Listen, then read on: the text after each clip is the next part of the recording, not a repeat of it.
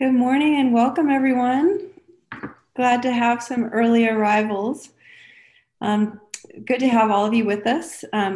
Just as in these few minutes before the meeting officially begins, if you'd like to, you can go ahead and go to the Miro board, and maybe Belina can drop the link to the Miro board in the chat. And we have an activity there that you can go ahead and get started on as you're waiting. It's the one at the very top that asks about the survey results.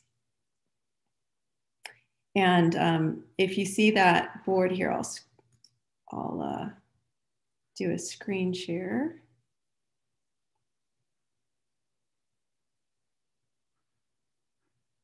Let's see.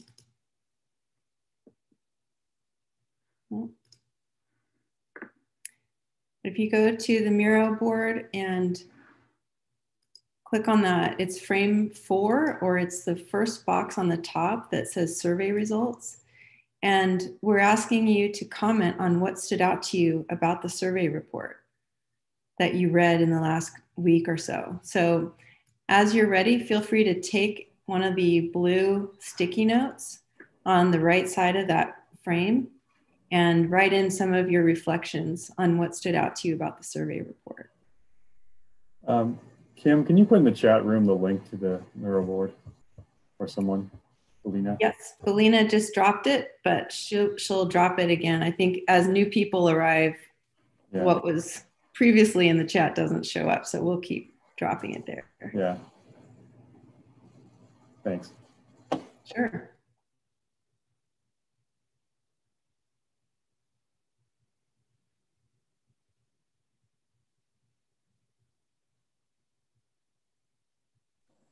What slide are you talking about us commenting on? Because I don't see a slide where comments like that, like what slide number is it? It's slide number 4. Okay, thanks. And I just shared my screen. So if you look at the screen share, you can see the one. If also on the Miro board, you can just click on the circle that says KM, that's my initials, and you'll see what I'm seeing.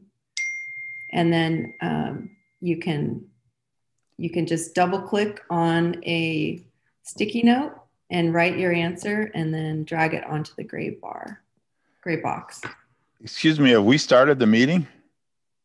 Hi, Tom. Welcome. Hi. We're just doing a little pre-meeting activity. Okay, good. Minutes while we're waiting. Okay, I'll be right back. I didn't want to miss anything.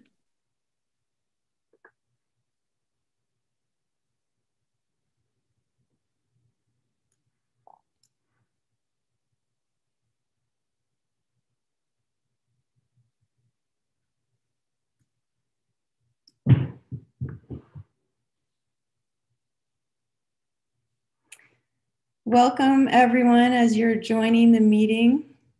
We're happy to have you. We're just doing a little activity as we're waiting for the meeting to start. If you'd like to go ahead and get onto the Miro board, and there's an activity at the very top where we're asking people to share your comments about the survey that you reviewed in the last week. So it's just optional. If you want to get started on something while we're waiting, not required. You're also welcome to just hang out a few minutes. And then Kim, how do you get on the Miro board? Just give me There's a link in the chat. We'll continue to paste it into the chat if you missed it earlier. Thank you. Mm-hmm.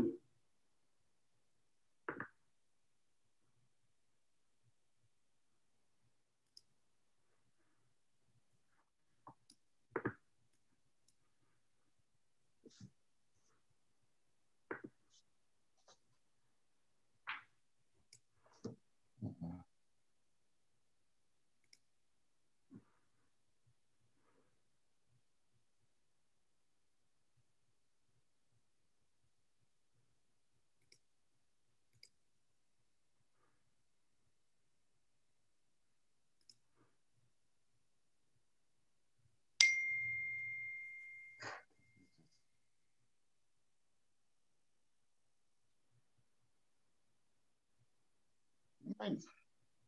Okay, welcome everybody. We're going to get started in just a second.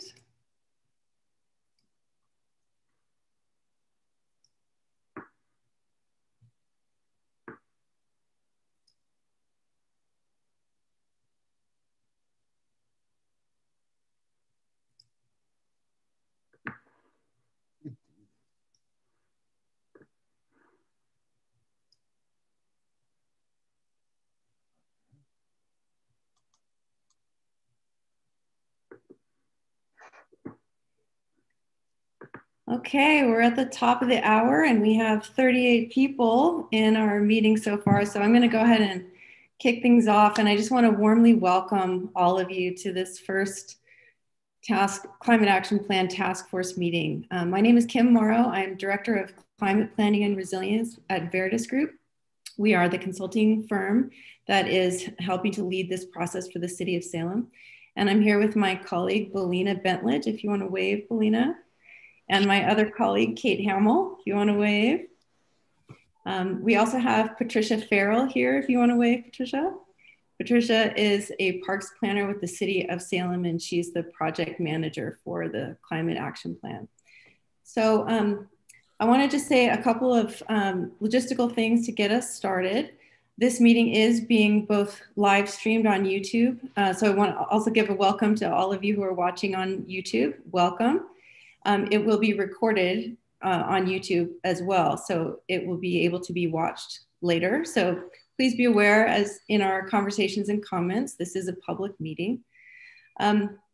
We will be screen sharing. Belina and I are going to be taking turns facilitating today, and at different times we will be screen sharing, mostly for the benefit of the live stream audience, so you can kind of see what the task force is doing. We are using two pieces of technology this morning. We're using Zoom, obviously, and we are using an interactive whiteboard app called Miro. So we will be screen sharing at certain times so that the live stream viewers can follow along. But also for those of you task force members, if you ever get kind of lost as to what's going on, feel free to just watch the screen share on Zoom and you can see where we are there. So Kate will be in the role of providing some tech support today. So feel free to reach out to Kate via chat if you have any specific questions as we go along. And as I mentioned, Belina and I will be alternating presenting and facilitating discussions today. We will be doing a lot of interactive work, and you'll have a chance to do some small group work with your task force members. So our intention today is to make this a fun and interactive exercise. We have 3 hours. We will have a break in between. If you have a question, we would ask everyone to stay on mute for most of the time so we can all hear each other. But if you have a question, feel free to use the chat. Kate and Belina and I will be monitoring that. If you're a live stream viewer and you have a question, feel free to enter that in the Q&A box that's below the live stream window. And Kate will be monitoring that too.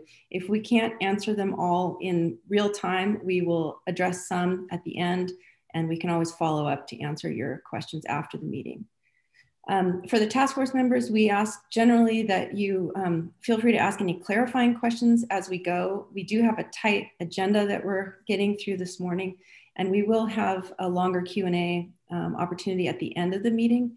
So unless you have a clarifying question, we'll probably just barrel right through and ask you to save your questions till the end. But we will pause a couple of times along the way. So to start things off, I'm going to hand it over to Kate, and she's going to have you look at the survey results.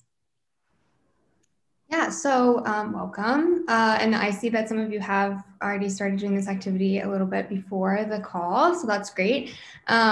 So we asked you all to review the results of the community survey that was conducted through the engagement website late October to early November. So just a little background, the intent of this survey was just to collect some information about the characteristics of Salem, kind of from the perspective of the community, and also to get a better understanding of how Salem community members feel about climate change, and that kind of thing. So this input from the survey will not only help guide and inform our whole process, but the information we collected about the characteristics of Salem will be specifically helpful for identifying vulnerabilities, which will happen in the next phase, next pillar. So on the survey, we got nearly 500 responses, which was great. And hopefully all of you got a chance to look at the report as part of your homework, but it's also linked on the survey results frame of the Miro board, which is frame 4, if you want to navigate there, or you can click on my circle to kind of see where I am at to get to that right frame. But The report is linked there, and you can kind of take a look at it to get a refresher. But we'd like to spend just a little bit of time discussing your main takeaways from these results. So for a couple of minutes, what I'd like you to do is think about what stood out to you. So what about the results of the survey were interesting? What was surprising, maybe concerning, anything that popped out at you? So go ahead and go to that frame, copy a sticky note and paste it onto the gray frame, and double click to add your comment about what stood out to you. And then once we get like a good mass on there, we can kind of have a little short discussion. Does that sound good?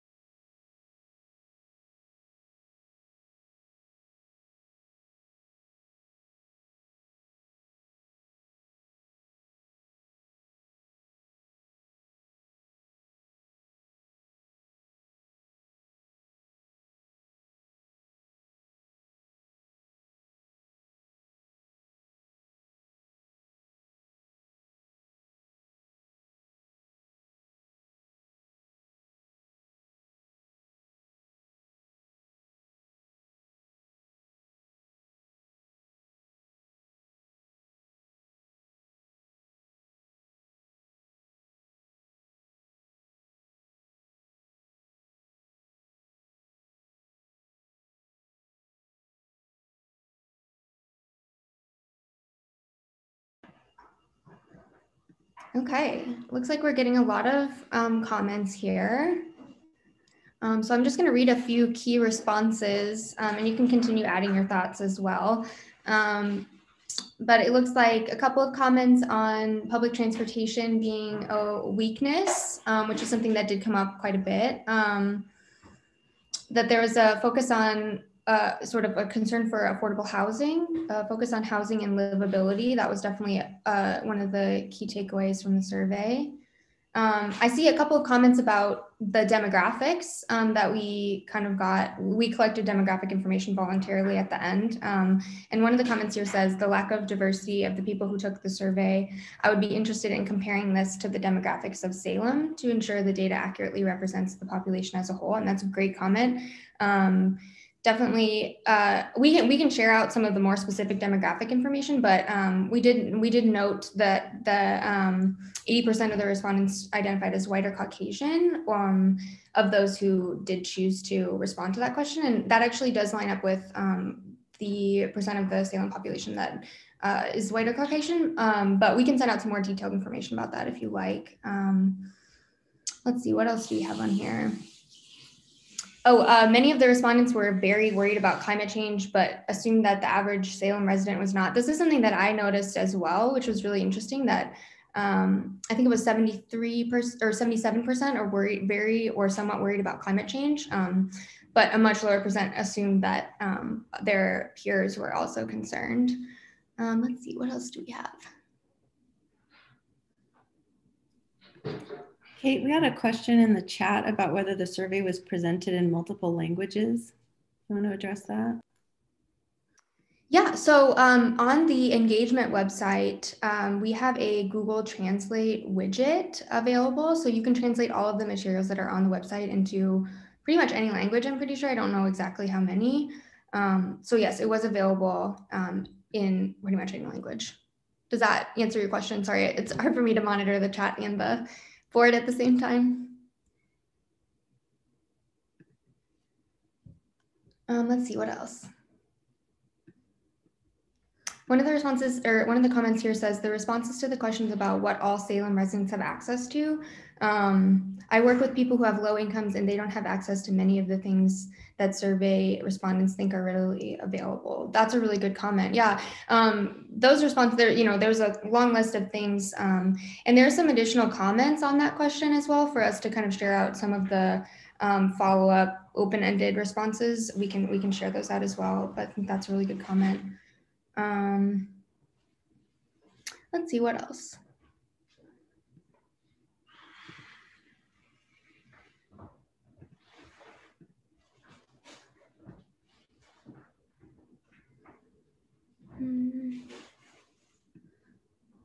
Healthcare and safe, reliable transportation are second biggest issues next to affordable housing, page 6, yeah.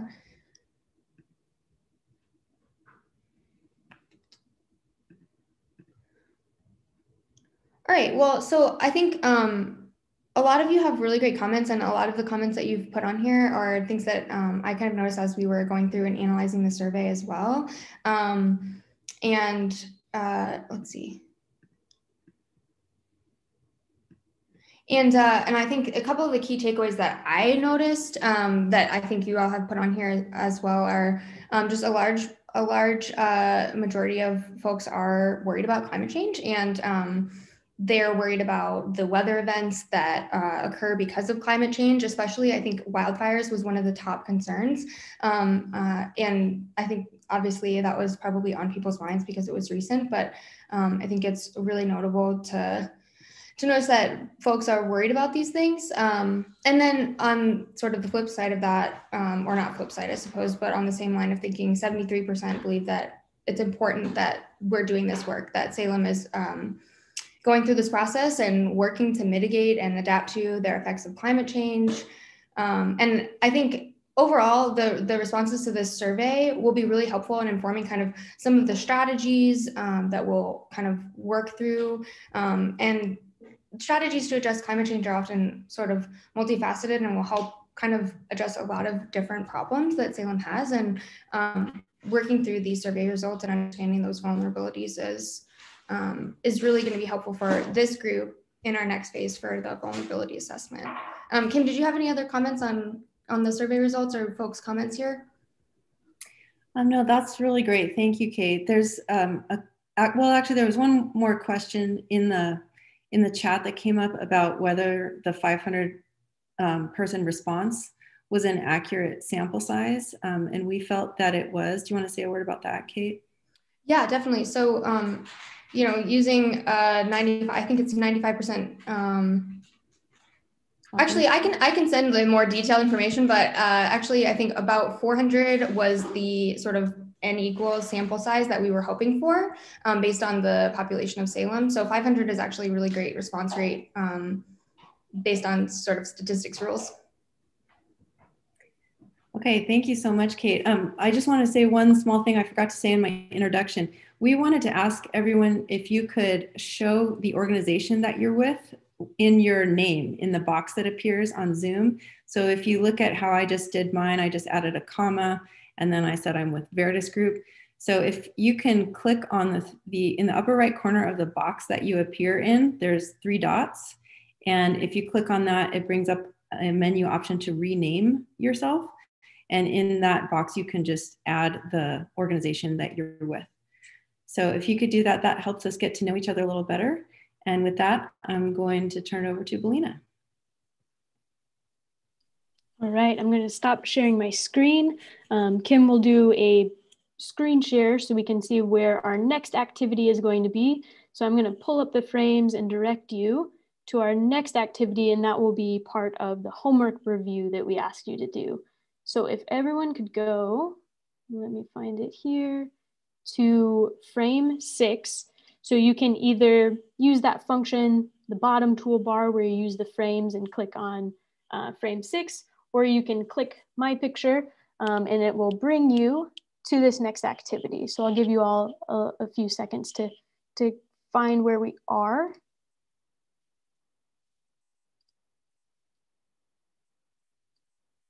All right. Can I just interrupt for a moment? I teach research methods.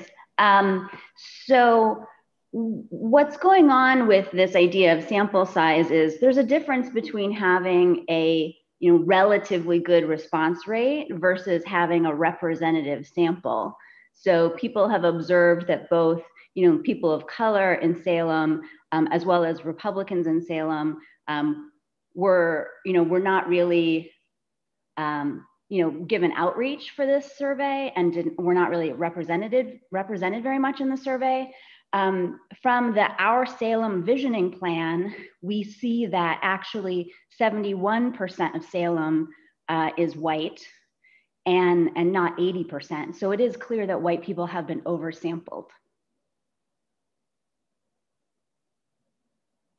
Yeah, Janet, thank you so much for pointing that out. I didn't have the demographics right in front of me, so I appreciate you correcting that to 71%.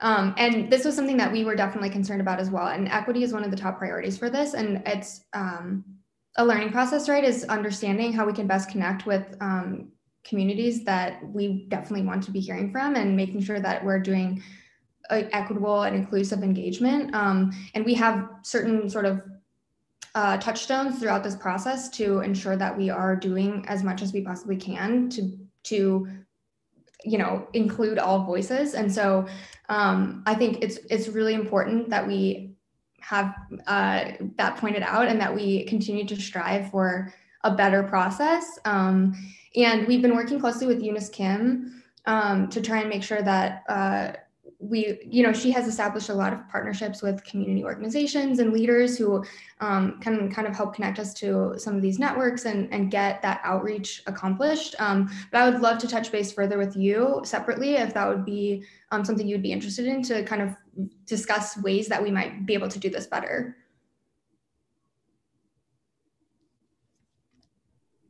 Great. Thanks, Kate, and great question, Janet. So moving on to our climate action planning activity. If everyone is here, frame 6, I'm going to move some sticky notes. I hear someone is having issues accessing the Lincoln plan, so I'm just going to make these sticky notes a little bit smaller. And maybe Kate or Kim could put in the chat of the links to the Lincoln Climate Action Plan if someone's having issues with that one. All right. So for this activity, as you saw with your homework assignments, we asked you to review these 3 climate action plans from peer cities. So these are the Lincoln, Nebraska, Beaverton, Oregon, and Milwaukee, Oregon plans. So seeing what these other cities are doing just helps us start thinking about what's possible for Salem and helps us start this visioning process. I see Ian put in the chat the Lincoln link, so thank you, Ian. So we sent you a few questions with these plans to help you reflect and review. So this activity, we're going to focus on just a couple of those questions. And the way this activity is going to work, Kim's going to put us into Zoom breakout rooms. So you'll be with about four people, total of 5 per group. You'll find the Zoom room number at the top of your Zoom screen, and then you'll see this activity board back to Miro. Find the group number that corresponds with your Zoom room.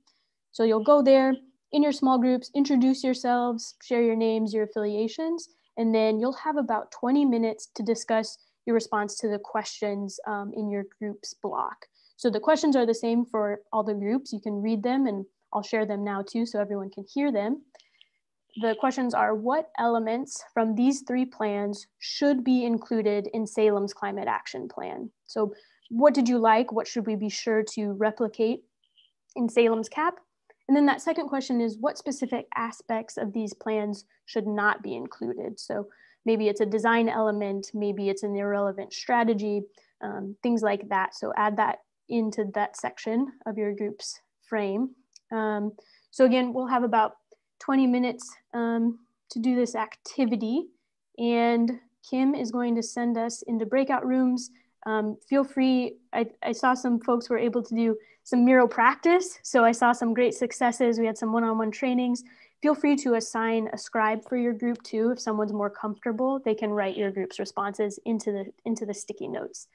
There's also instructions near this frame, so if you forget what you're doing, reference that instructions. And if you get really stuck, if you go to the participants section of the Zoom screen, you can do the raise your hand feature, and we should be able to jump into your room and help you through any technical difficulties. So Kim's gonna throw us into the Zoom rooms, introduce yourselves, answer those questions, and we'll touch base in about 20 minutes. I have a general question. Yes. Will we be able to send you comments? You had a list of questions I thought were quite good. And I know we're going to go through this mapping exercise. Will we have the ability to send you comments directly and share with the group? Because my comments are like 3 or 4 pages long. Just wow, under questions. Great. That's great, John. Yes. We'll set up at the end what email to use to send us all of your comments. All right. Thank you. So, great question. Thanks for putting in all that work. Appreciate it. So I'm going to send us all to breakout rooms. And just a reminder, when you get in your breakout room, there will be a number at the top of your Zoom window. And that corresponds with the group number on these blue columns. So you're supposed to be working in your group number. Okay. So I'm going to send you all, and we'll set, I think we're going to set a timer, Belina, for 10 minutes. Okay, here we go.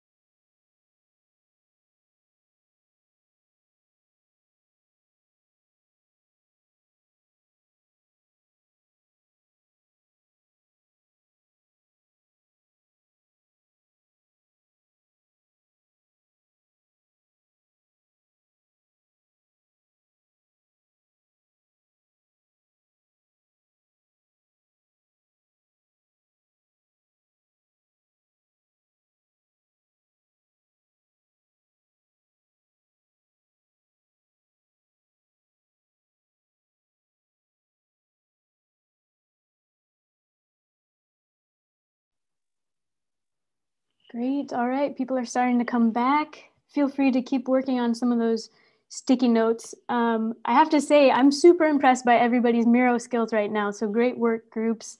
Hopefully the conversation went well. I was reviewing as you were going along, and it seems like some major trends were digestibility and ease of access of the plan. So making sure things are good in terms of visuals, data is represented in a clear way. Also keeping in mind people have different learning styles. So presenting information so folks can see that, making things in other languages other than English look like some points people brought up. So now we've got about 5 minutes to hear from some groups. So if you could look at the participant section of your Zoom screen, and if you can use the raise hand function, let's see if this works. If you raise your hand, we'll call on you to hear from your group. If you could share maybe one thing that your group talked about that you really want to include and one thing you want to make sure is avoided. So I'm going to say, Dylan, I see you raised your hand. Great. Would you tell us about what your group discussed? Absolutely. So one thing we really liked was splitting it into action levels. Both the Beaverton plan talked about org, cities, and households, and then that one had who was responsible, and then one of them also had the org, cities, and households. And so you had I think the Beaverton one had the mayor. And so figuring out who's actually going to carry out these tasks, we thought was a really good way to think about it, because it's one thing to have a goal, but another to think about the implementation phase. And in terms of what we really didn't want to include, it was similar to what you touched on, the navigation part. We think the executive summary really needs to be right at the front, and especially with the sample or the layout of the goals, because some of these you don't get to the executive summary until page 18, and by that point you've lost most of the public and the average reader. And so I think making sure you start out with here's the executive summary and then go into the introduction, it'll make more of an impact and help people access it. Great. Thank you so much, Dylan. So I see 2 more hands raised. Let's go with Councillor Nordyke, and then Greg will go to you. So Councillor Nordyke, what did your group talk about? Good morning, and can you scroll back to breakout room 1, please, since you're sharing screens? So I think you just asked me to identify 1 or 2 items at the moment. I actually want to start with the thing that was more of a critique of the other climate action plans. And that is that we would like to see the business case for climate action play a strong, clear, and upfront role in our climate action plan. We're very fortunate to have a lot of business stakeholders as part of this conversation. Those folks need to be here and need to be a part of this conversation. And considering the impact that our businesses can have on climate, we feel it's very important that we articulate a clear, strong case for the business community to support climate action. And then in terms, if you scroll up a little higher, our group had a number of other comments, and I'm sure my other colleagues can jump in if they wish. One I would point out is transportation choice, reducing dependency on single occupancy vehicles. But we had, as you can see, we had a number of other discussion points. Thank you. Great, thank you. And just confirming that was group 1. So thank you for sharing that. Yes. Great, thank you. All right, Greg, let's pass it to you. And if you could share what group you're sharing from, please. Certainly, group 4, if you would scroll over to us, please. Thank you. So I guess one of the key things that we really spent a few minutes talking about for things that we liked. First off, in Beaverton, the 1.5 degrees, that was just a phenomenal. There's a whole page, at the very top of the first page, it's 1.5 degrees. At the second page, it's just a blank page that just says 1.5. We really loved how much that just set that tone and that goal immediately, and it was consistent throughout the document. We really liked the Lincoln plan that had the visioning and how it was really set that mindset really well for everything going forward, and kind of helped people understand why we're doing this. And then for things that we didn't like, if we can scroll down a little bit to the red blocks, try to color code them here.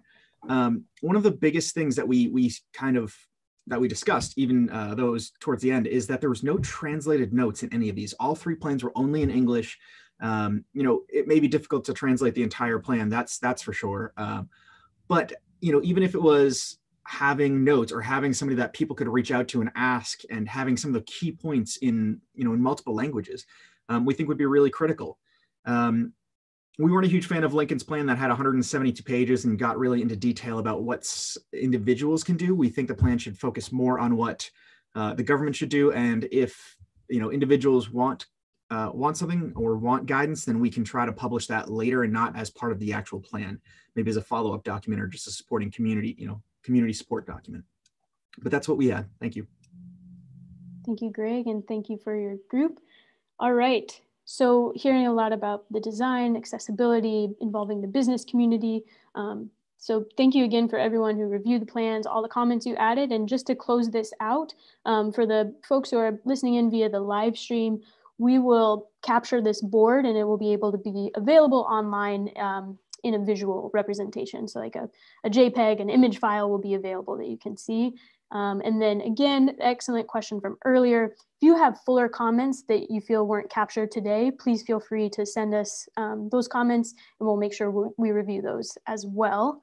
And we'll share which email will be best at the end of the meeting. So Kim's going to stop screen sharing now, and then I'm going to start screen sharing. We're going to do some presentations. So we're going to take a little bit of a break from Miro. So feel free to minimize that window and we'll do our screen share for the presentation now.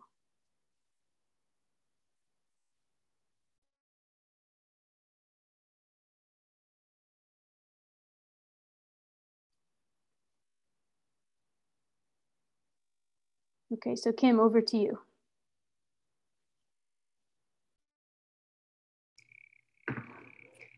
Okay, let me get on the right place myself. Okay, actually, sorry. Need to bring up the same thing that Belina's looking at. Okay, great. So we want to present a little bit of climate data this morning. And before we do, I just wanted to say a word about climate resilience. What is climate resilience anyway? We're going to be spending a lot of time talking about it over these next few months. And we want to have a working definition. So there are a few different definitions out there. And actually, we just recently found a new definition that we like a lot. This comes from the Urban Sustainability Directors Network. And it says that resilience is the ability of people and their communities to anticipate, accommodate, and positively adapt to or thrive amidst changing climate conditions and hazard events. So I'll just stop there. What's important to note about that definition is that it's talking about the ability of people to adapt and to bounce back, but it's amidst changing climate conditions and hazard events. And so that's the important thing to realize about building climate resilience. It's not just bouncing back from a disaster, but it's bouncing back from a disaster while the ground continues to change under your feet. And I think now that we're going through this pandemic and all of you have just gone through a major wildfire event, you have an understanding of what that means. The next sentence is also important to note that resilient communities enjoy a high quality of life, reliable systems, economic vitality. They conserve resources for present and future generations.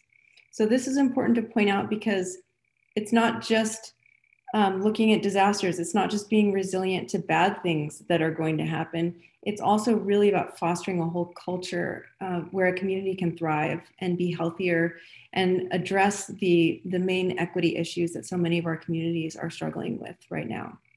So even though resilience is often used interchangeably with emergency preparedness and response, it's not only that. That's a portion of climate resilience, but it's also a much broader, more holistic view. So we have a framework that we use for resilient cities. This is a framework that was developed by a British consulting firm in combination with the Rockefeller Foundation.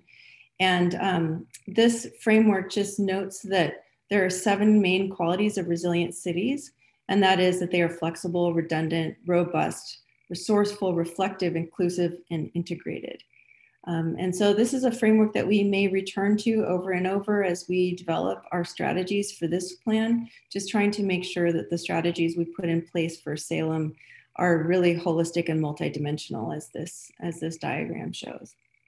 And then finally, as we consider climate impacts and strategies as we get further on in the process, we want to make sure that we're always paying attention to the interconnected nature of climate hazards, so that we're not just looking at weather events, but we're looking at socioeconomic factors like poverty, housing status, race, ability level health status, access to critical services like that are shown there. So with that, I'm going to turn it over to Belina to tell us a little bit about how climate change will affect Salem. Great. Thanks, Kim. So like Kim said, we're going to share some slides now with information about the projected changes to Salem's climate over the coming decades. We're also going to show some of Salem's past and projected future hazards and emergency events.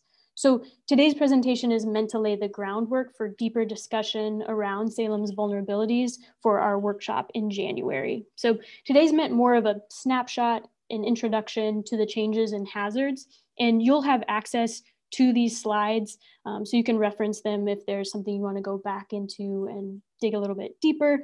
And when we get to the visioning part of today's workshop, so after the break, that's when we'll do visioning exercises.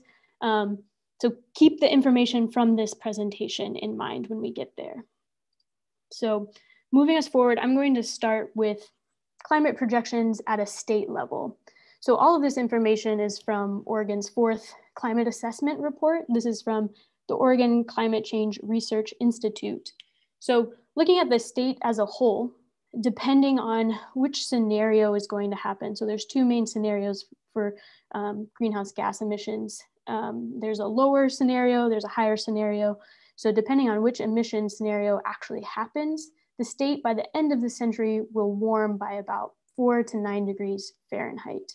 And if we look at precipitation, the actual amount of precipitation isn't projected to change dramatically or significantly, but the changes that we can expect to see statewide is a shift of when that precipitation occurs. So summers will likely see less precipitation and the winters will likely see more. And there's a potential shift for less snow and more rainfall in the winter. And if we look at the impacts to sea level rise, the maximum amount of sea level rise by the end of the century is around 8 feet. So obviously this will have significant impacts for people and communities on the coast. And then if we look at the mountain snowpack, it's projected to decline significantly. So this likely won't affect Salem's drinking water, but for water availability throughout the state, this will have big impacts. And then if we look at temperatures in terms of days above 86 degrees Fahrenheit throughout the state, except for the cooler areas in mountainous communities and near the coast, days above 86 degrees Fahrenheit will increase by 30 days, so almost a month's worth of hotter days. And I'll present some of the more Salem-specific information around those extreme heat days coming up. And then fire risk. So as things are becoming hotter and drier, the fire risk will increase across the state by mid-century, so not even by end of century. Significant increases to the fire risk will be in the Salem area in the Willamette Valley through Eastern Oregon. So moving into the climate data specifically for Salem, I just want to share a great resource. If you're not familiar with this and you want to go a little bit deeper, the Oregon Climate Change Research Institute with a bunch of different partners has the Climate Toolbox. It's pretty user-friendly if you want to go in and utilize that tool after today's workshop. I highly encourage you to do so. So the graphs that I'm going to present now are from the Climate Toolbox information. And what we did was we used I talked about those 2 different emission scenarios earlier. All of the information here is presented for that higher emission scenario. And the reason for that is because as a society, this is the track that we're on. So all of the data here is to show you what could happen by mid-century and end of century, just to really, again, lay that groundwork for the important work that we're doing with this plan and to keep that in mind for your visioning process after the break today. So looking at this first graph here, on the x-axis, you can see the different decades, and these different decades are an aggregate of historical data and projected future data. So it's about 30 years worth of data condensed into these decade mile markers. In the 1990s, so the leftmost section here, this is kind of our historical context. So Extreme heat days, the lighter color are days at or above 90 degrees. So we can see that there are about 7 days through the month of April and October that might be above 90 degrees. Days above 100, pretty rare. There might have been one during that time frame. Days at or above 105 degrees Fahrenheit, likely didn't see those historically. But you can see, looking through the decades, those days above 90 degrees double about each of these decade increment times. And then we can see that by the end of the century, we'll see more days above 105 degrees. So just driving home the point that more extreme heat days will likely be coming. And this has a variety of impacts, right? So we'll dig more deeply into this with vulnerabilities, but if we think about our neighbors who don't have permanent indoor housing, this affects them, this affects people who work outside, children, the elderly, could also put a strain on a need for more air conditioning. So as it gets hotter, might need more air conditioning. That puts a burden on the energy grid, more emissions that way. So keeping that in mind for extreme heat days, I'm going to move us to precipitation. So I noted for the state that precipitation isn't going to change significantly in terms of the amount of inches that we'll see in Salem and statewide. So this graph, there's a lot going on here, but that brighter green, the leftmost bar for each decade, this shows the amount of precipitation historically going from 40 to the end of the century to 42 inches. So it stays the same. What's important to note here, that lighter green bar, that's the potential evapotranspiration. So the difference between those two bars is presented in this droplet. So this is kind of our water budget. So we can see historically, there's about a surplus of 3 inches. And if we see mid-century, that flips. And by the end of the century, we have a water deficit of 2 inches. So what we'll be doing for vulnerabilities is looking into the specifics around drought. So we can see that there seems to be a trend that Salem is going to be drier. We'll look and see what the implications are for the frequency of drought. I'll also note that water deficit can also affect the amount of water available for plants. So the types of crops grown in the area, this will impact agriculture. And then also another agriculture impact is the growing season. So we saw that warming, it will likely happen for the area. So if we see down here on the x-axis, we have the calendar months. The historical 1990s numbers are that lighter green at the bottom, and we move up through time to the end of the century in that dark green. So you can see that our growing season will significantly increase to almost a whole year. You'd be able to possibly grow crops in February, January, November, December that you weren't able to previously. So the different variety of crops can change. But we should also note that with that water deficit, the amount of water available might mean there's an increased need in irrigation, and not just increased need for irrigation for the traditional growing season, but if the growing season expands, that could put a strain on water availability in that way as well. So moving to chilling hours, this is another metric that is important for agriculture. Again, with that warming trend, the amount of chilling hours will decline through mid-century, and I'll note that the climate toolbox only goes to mid-century for this metric. We don't go to the end of the century. So chilling hours, again, different varieties of crops could be grown in the area, but it can also affect certain species that need those hard freezes to germinate and thrive that way. And then summer fire danger. So the reason we're showing the summer fire danger and not winter, spring, that remains about level throughout the different decades. But for the summer, we can see that typically about 4 days are added for each of these decades. Again, only available data through mid-century and not end of century here. But through June and August, by mid-century, about 18 extreme danger days for summer fire. And I'll pause and note here that climate data, of course, is just one piece of the information for fires. So other things to consider are things like windstorms. We saw this happen in August where there's high windstorms coming that could take a small flame and ignite it to hundreds of thousands of acres. Also important to note, population increases over time. So more humans in the area mean more options for sources of fire. So drier weather, hotter weather, drier soils could play a role in fire danger days. here. So these next, there's going to be a set of different maps that will show the average summer and winter temperatures. So I'll flip between these so you can see the changes, but this is the average summer temperatures from that historic perspective. So summer, June, July, August, we can see up here in Salem, average summer temperatures were around 66 degrees Fahrenheit. So I'm going to flip us forward into time.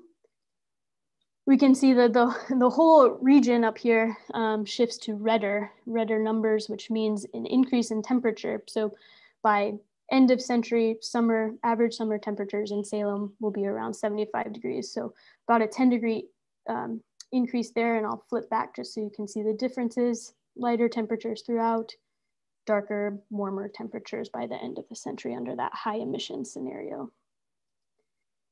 And then winter temperatures, spoiler alert, there is warming that will happen in winter.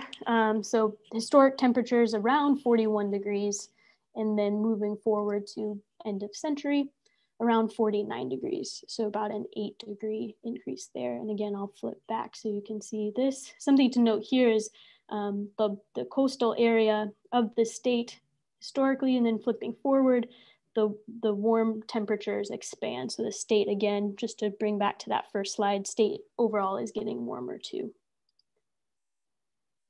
So now we're going to move into some of the past emergency events. And just noting that two of the major types of events that Salem has seen historically, floods, we know Salem is going to flood, and we know there will be droughts, looking historically. So looking at flooding, there have been, over the past 200 years, at least 8 major flood events. And that 64-65 flood, National Weather Service has said this is one of the most destructive weather events in the whole state in the 20th century. So significant flooding there. And also drought. So we saw this could be a potential increase in the future. So in 2015, there were high temperatures, record high temperatures. And we wanted to note that, a drought doesn't just exist as a drought. There's what we'll call cascading impacts. So a drought will happen, can increase frequencies of wildfires, can also present water quality and quantity issues, as well as spread of infectious disease. So spread among disease of humans, and then also some pests are better able to survive in these conditions, as well as certain viruses. So just some lessons learned. This is from the US Global Climate Change Research Program, this visual, and it shows what was learned from that 2015 drought in the entire region of the Pacific Northwest. So we pulled out some of those lessons learned here. I'll just review them briefly, but for the entire region, in terms of healthy economics, people's well-being and livelihood, this depends on a healthy ecosystem. So we know that healthy economics, healthy people can't exist without healthy ecosystems. And then Kim mentioned, the qualities of resilient city and community.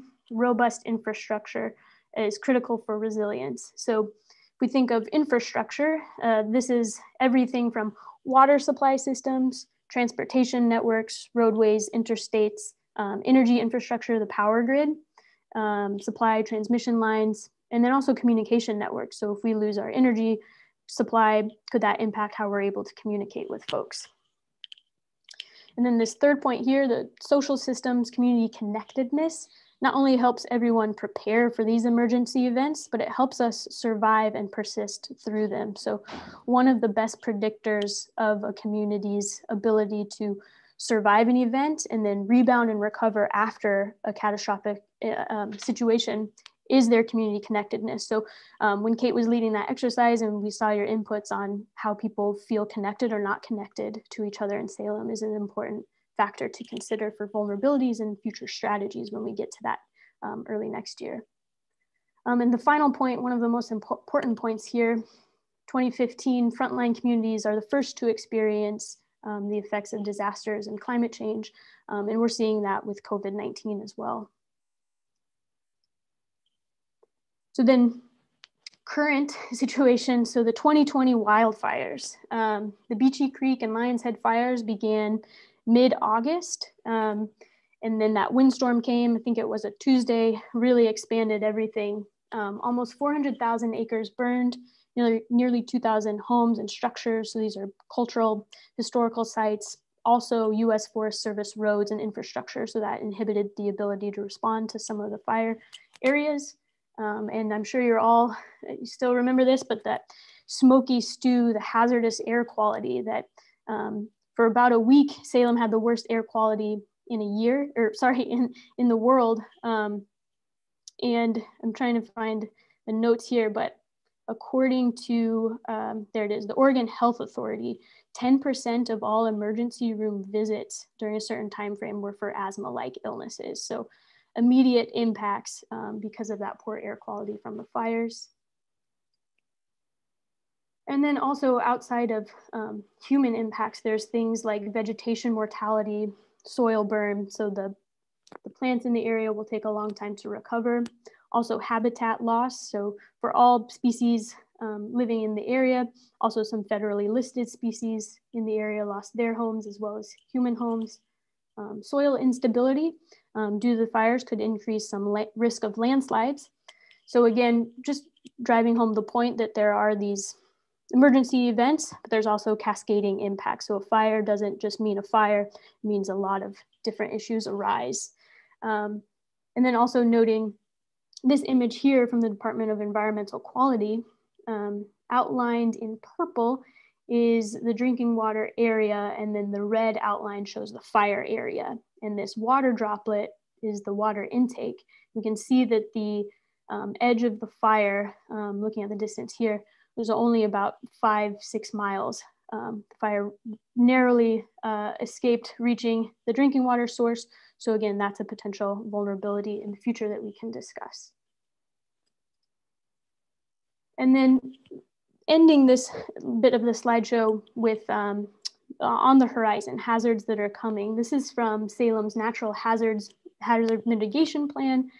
So Greg Walsh, emergency manager, will be updating this along with a bunch of different partners to update that plan. But these are the top 4 hazards identified in the current plan.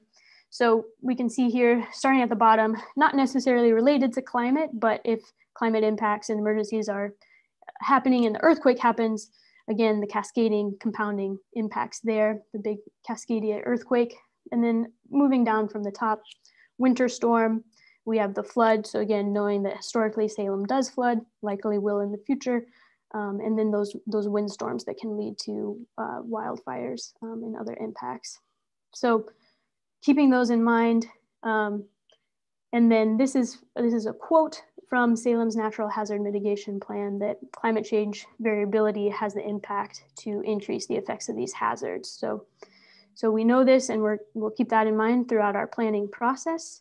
And with that, it was a lot of me talking, so I'm going to pause. I realize this is a lot of information. I'm sure some of you are familiar with all of the emergency events, the hazards, you've lived through them. Some of you know the climate change data, but I wanted to pause and ask you all, was there anything new in this presentation, any information that really jumped out at you? And we'll just open it up. We did the participant function before, but if someone would just, if you feel called to unmute yourself and share what jumped out at you, what was surprising or what was new. Hey, Belinda. Yes. So with all of this information that you just presented, which is fascinating in a positive way, not just in a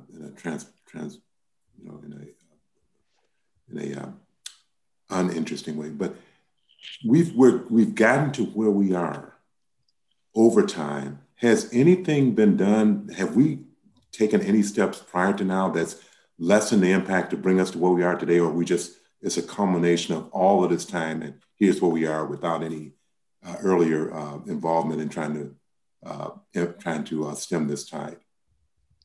Yeah, that's a great question, Benny. So to bring some hope into things, one of the best things that you can do as a city is to go through this climate action planning process to figure out what are the mitigation steps. And I can't speak holistically to all of the great mitigation that's happened in the area, but there are people, like Greg Walsh in the Emergency Management Office, people in the city office, Public Works, and working on making sure our water systems are ready for shocks. So we'll likely be, I should note, we're speaking with these subject matter experts to get a better understanding of current and past work, and then what some upcoming barriers are. But yes, lots of good work being done. Hey, it's Alex from Luz. So I really enjoyed the presentation, especially like when you got into the specifics about germination and soil. One thing that stood out to me was the resilience, and it was a little made me think about how that looks in terms of populations, and it brought me back to the point that Janet made about equity and representation, and how that big part of resilience is gonna be like a problem when we talk about climate change if we don't have the equity aligned. I was also wondering if you guys had any information on how climate change will affect people with disabilities in the future. Yeah, great. Thank you for sharing that, Alex. And right now we don't have the specific information for Salem to share about people living with different disabilities and how climate change will affect them. But, depending on what the hazard event is, it will affect populations differently. And that goes the same for people living with disabilities. So that is a great question. And that's something that we'll dig into with the January workshop for vulnerabilities. So thank you again. Yes, Nathan. One of the things, and I think it's climate related, but one of the concerns that I have is about climate refugees and the impact of global climate change is going to have upon this wonderful place we call home with our, I won't call it an abundance of water, but I'll call it an abundance of wonderful water. And actually a fairly mild climate. And I think to me, that's really one of the most significant risks that we face that we are not currently addressing. Yes, thank you, Nathan. So great point to note that. Population modelers will tell you it's incredibly difficult to predict where people will migrate to for climate change. But noting that Salem, even though we saw those 10-degree increases in the summer, we saw that increase in extreme heat days, it's still a very temperate and pretty good place to live weather-wise. So there could be a great impact. Another thing that impacts climate migration is depending on past events, are there groups of people who previously migrated from different areas? So for example, I used to live in Indiana, and when Hurricane Katrina hit, we had folks move up to Indiana from Louisiana, and then people tend to move to places where they know friends or family already. So if Salem has communities like that, that could be another factor. Tom, I saw your hand up. Yeah, thank you. A couple points. I saw Casey's anecdotal thing. Two members of two different family groups of mine have moved to Oregon from Texas, and it's a major part of it was the climate in Texas. Resiliency is a terrific term. We at the council have been kind of dancing around sustainability. What does it mean to be a sustainable city? What is a sustainable economy? How do we attract sustainable industries? So that fits in right in with resiliency. And then the final point is the thing that really struck to me. I knew almost all the other stuff that you had, excellent summary, but 8.2 feet rise in ocean. Look at all the coastal communities we have here. 8.2 feet is going to wipe out much of Lincoln City, all of Glen Eden Beach. I mean, it's going to be an amazing, up and down the coast, that's going to happen. Everybody can think of their favorite coastal retreats where they look at the ocean. The ocean is going to be 8 feet higher. That's scary, which is good. I mean, we need to be scared by this because we need to take action. Thank you, Tom. Yes, significant impacts coming. And if we can use our own personal fear as a motivator and stay hopeful and activate for change. I'm glad everyone's here today to do this. So I'm looking through the Zoom screen, see if anybody else would like to share their thoughts. Casey, yes. Melina, I've got something here. Oh, yes, go ahead, Rob, and then Casey will go to you. Presbyterian Church. Thank you for this running through this, I think what popped most for me, and something I've given a lot of thought to over the last couple of years, is our need to be very, very mindful of our watersheds and our water sequestration methodologies, and really with that increase of evaporation, right? If we just stay with the status quo, it's going to be pretty bad, because water is life, and that's just really important. Without the water, you can't grow the foods that you really need. Without the water to drink, your body dies. So, I mean, this really made that pop for me. Like, okay, I think my thinking might be on the right track here. How do we guard our water? And sort of piggybacking on what Nathan Good had mentioned about people will be moving to this area, especially, you know, when I think of Southern California, Arizona, Texas, all of that. People go to where the water is. And so that's just something to be mindful of, I think. Thank you, Rob. All right, Casey, we'll go to you now, and then we'll go to our break. Sure. So one other thing on migration. I was at a really good climate conference last year when we could do those things in person, and talking to a biologist there about the impacts of biodiversity migration. So we're going to have species that currently only live in California and south of us that are going to migrate north too. And how does that, thinking through all of the intersections with our local flora and fauna is something that's going to be equally important. But what I wanted to say was during the presentation, and thank you for it, I thought it was very, very good, was I saw a lot of the RCP 8.5, so the representative concentration pathway, which is in all of those charts for everybody else, when we were looking at here's what the numbers could be 50 or 100 years from now. That's if in the high emission scenarios.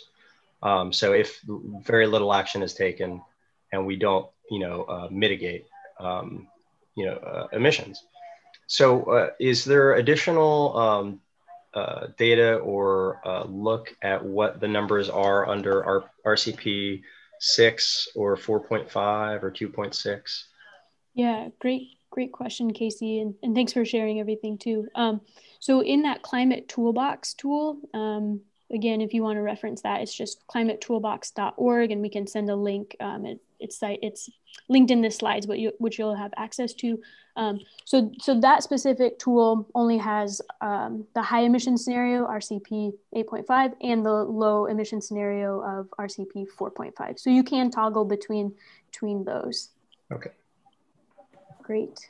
So thank you, everyone. Thanks for everyone for your comments and for listening, taking notes, thinking deeply. Let this all settle in. Again, we'll make sure you have access to these slides. And I am checking our time. I think we're good to do our 10-minute break. So if you want to come back at 10:31, and then we'll dive into our visioning exercise. So get up, move around, take any bio breaks you need, grab a snack, stretch. Feel free to turn off your video, stay muted, and we'll see you at 10:31.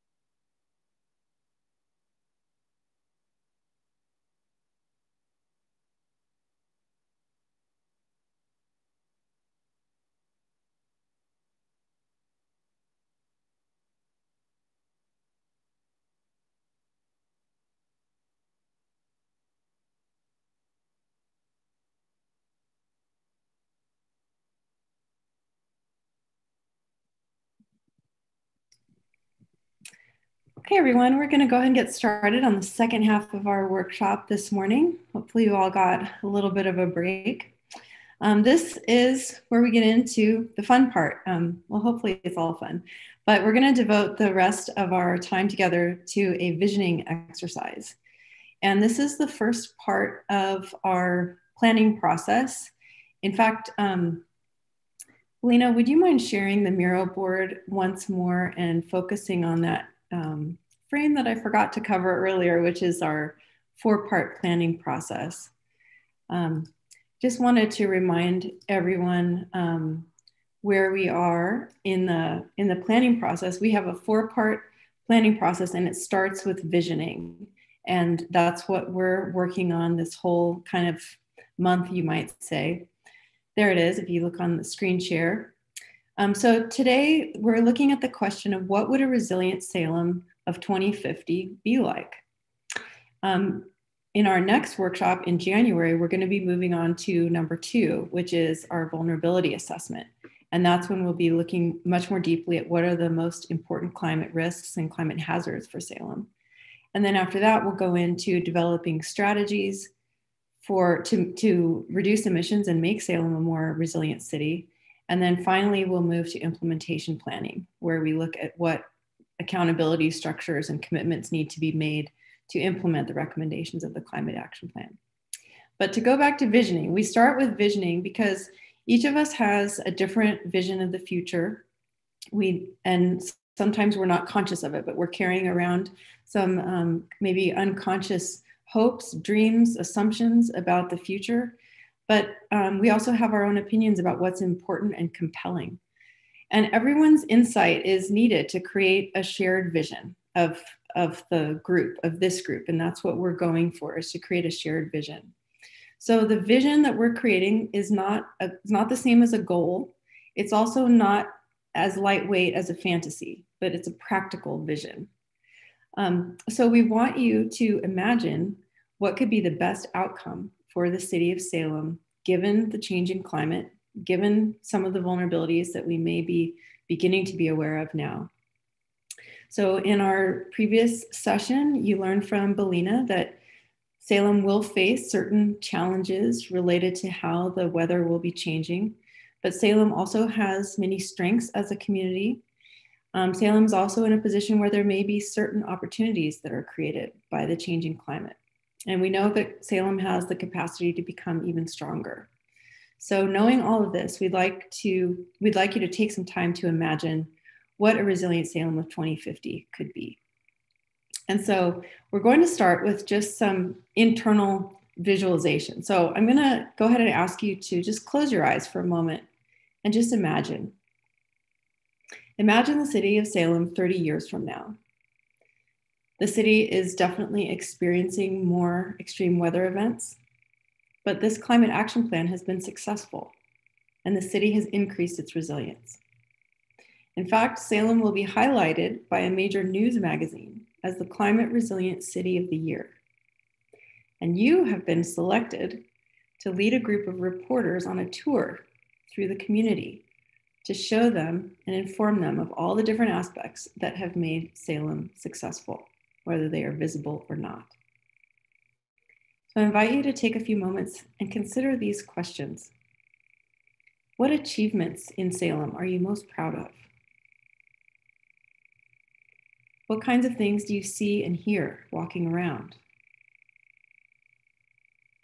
What kinds of protections against climate hazards do you see? What does transportation look like? How is the economy working? What socioeconomic characteristics do you see? When you interview residents, how do they feel about their city?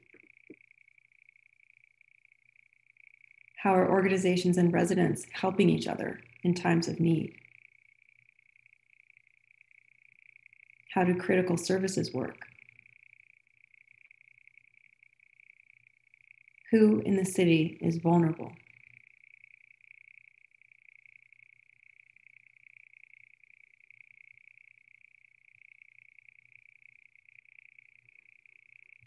So now what I'd like you to do is to take a piece of paper on like an actual piece of paper, not on the Miro board, on your desk, or you can just write on an electronic document on your computer if that's easier. But we're going to give you about 7 minutes to brainstorm on your own. And we'd like you to write down the characteristics of a resilient Salem that you would like to see in the future as concretely as possible. And so make sure that your items are concrete. So like instead of writing something general like flood resistant, maybe write something more specific like policies in place to limit growth in floodplains. Or instead of writing, just a general clean energy, you might write distributed solar power. And also remember to state what you hope to achieve on behalf of others who are not present in this meeting. And also remember the group that you represent on this task force. All of you were chosen because you represent a particular sector, a particular organization or group of people. And so think about what they might want to contribute to this vision. So we'd like to ask you to write down 3 to 6 ideas or so, or you could actually write down as many as you like. We're going to give you 7 minutes. And at the end of those 7 minutes, we'll ask you to put a star next to the ideas that you think are your top 3. So let's go ahead and take 7 minutes to brainstorm your ideas of what you would like to see, the characteristics you would like to see in a resilient Salem of 2050.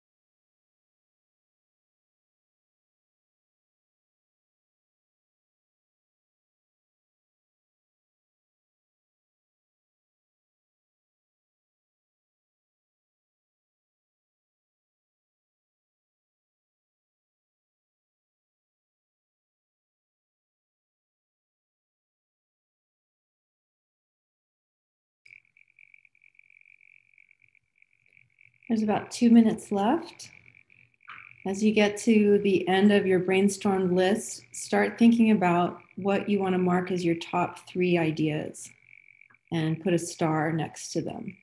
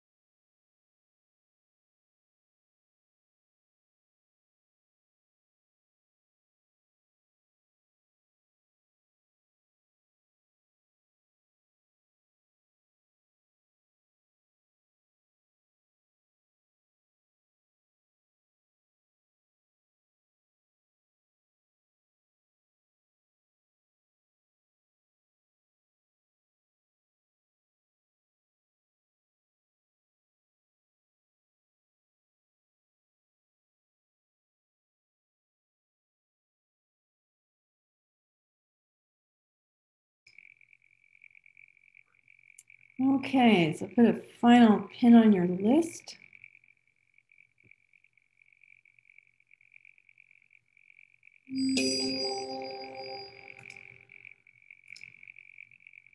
Okay, and what we're going to do now is we're going to send you to small breakout groups once again. And if you look on the slide that Belina is showing right now, it's frame 7. These are your instructions. So when you get into your breakout room, find your room number at the top of the screen, just like you did before. And you're going to move to a corresponding table. And we'll show you that in a second. But once you get to your table, each person in your group is going to share their top 3 ideas. And then as a group, you'll decide on your top 8 ideas as a group. And there will be 8 sticky notes that you can write on. And so we're going to ask you to write each idea on a separate sticky note. And they need to be brief and understandable. So each one, you can see here in these green sticky notes, each idea should only be about 3 to 7 words. There should only be 1 idea per note, and you want 8 ideas per group. So Belina, if you could show them the next slide, we'll just show you what your table is going to look like. Each one of these we'll pretend it's a table that you're seated at. And if you notice that number in the lower right-hand corner, that's the number that corresponds with your Zoom breakout room. So once you get in your breakout room, go to your appropriate table. And if you like, you can designate someone from your group to be the scribe, maybe someone who's most comfortable with Miro, and they can write the ideas. But again, the idea is that you're sharing with each other the ideas that you generated on your own and deciding as a group which of 8 ideas you want to highlight on your table. Lena, did I forget anything? No, I think that's it. Okay, we're going to send you to your breakout rooms then, and you will have 15 minutes to share in small groups. Here we go.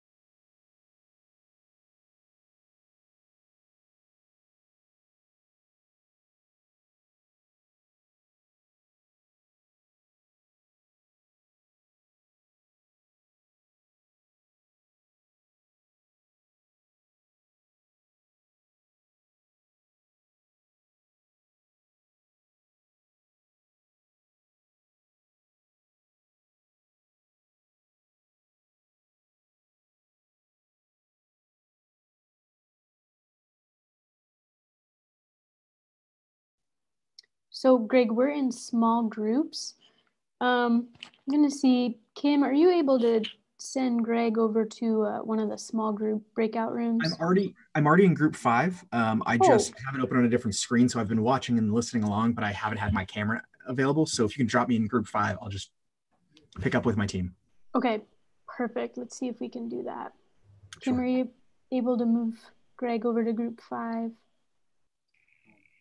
Oh, sorry. I just had to pop into group 2 and I didn't hear what you said. I need to move Greg. Yeah, could you put him with it? He's in group 5. Okay. Yes, I think so. My windows just disappeared. So hold on one sec. You can see Greg. Great. And one of a few of the things Greg, I don't know if I can do that. Do you see a button? There should have been a button that popped up for you in Zoom that it said wait until you're sent into a room is what it told me. So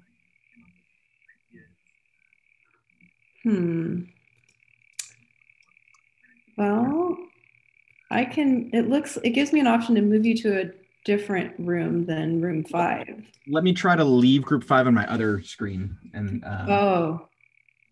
yeah, because it shows that you're there. Yeah, oh, nope, I left main session. Hold on, let me leave. I'm here twice. Let me leave. Okay, there we go. Hopefully you can drop me in now. Basically, I was on listening where I could, and while I was on my other meeting, trying to listen to it, but then I didn't have my camera or mic on this computer over here. So awesome, thank you. Okay, sure.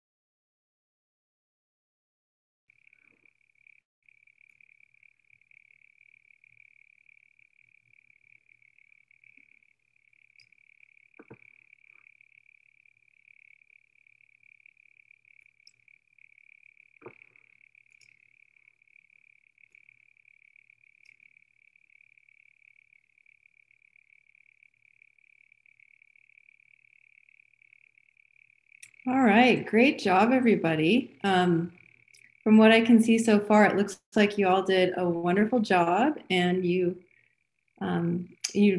wrote down just the kinds of ideas we were looking for. So this is great. I'll wait till everybody's back in the main room. Almost everyone's here.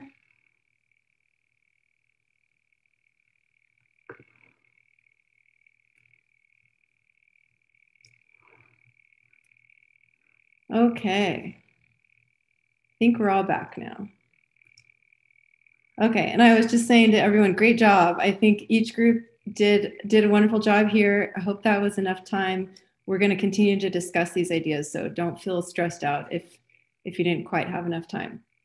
Okay, the next step of this process is that we're going to ask one person from each group to move a couple of your sticky notes from your round table there to the board below that, and Belina's going to show you that right now. So if you see that board below, it's kind of like a big whiteboard, and that's where we're going to organize these ideas and talk through them some more. So if you could have one person from each group select two of your ideas, and don't worry, we're going to get to all of your ideas, but just to start with, if you could choose the two clearest ideas, so the ones that are easiest to understand, and just grab those sticky notes and move them to that dark blue board, and where it says place stickies below that line, place them below that line. So I'll give you guys a few minutes to do that. 2 sticky notes from each group. Is that on this board right now, or are we going back to Miro? It needs to happen on the Miro board. Okay. And I guess you can't really talk to your small groups right now because I took you out of small groups. So if you need to, actually, I could put you back in your small groups, I think. Yeah, I'm going to send you back to your small groups for a couple minutes so you can talk and choose 2 of your clearest ideas to move to the dark blue board.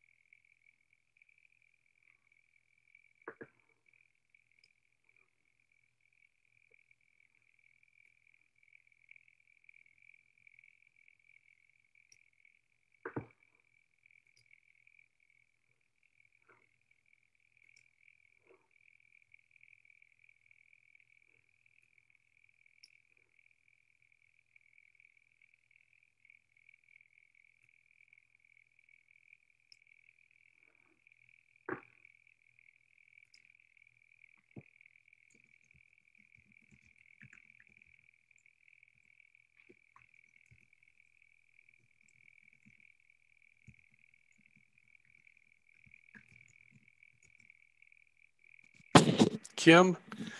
Yes. My computer kicked me out of, or basically shut off.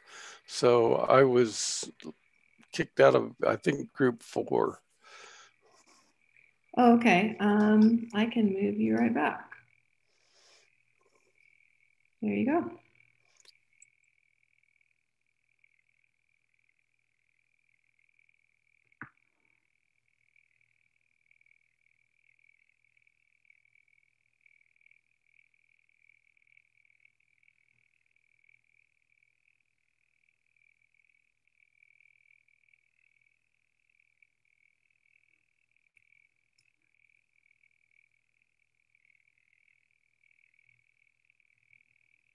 I see someone's having fun with some love images on the board.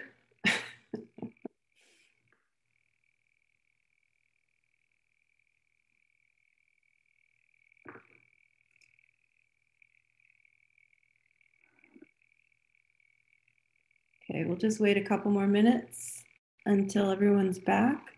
And while we're waiting, feel free to read the ideas that other people have written.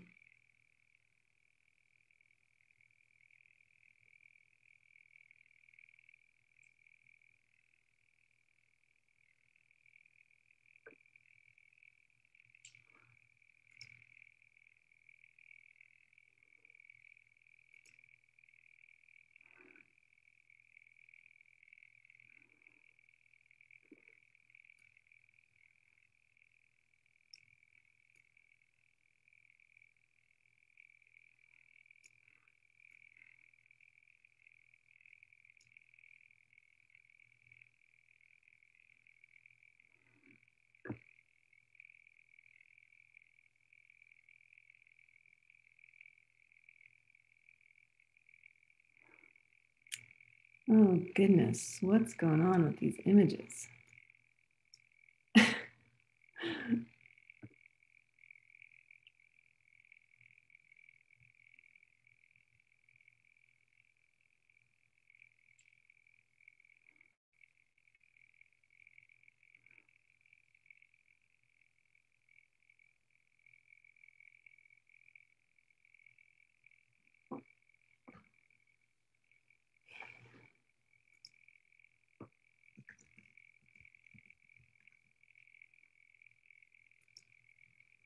Okay, we'll give them one more minute to finish up.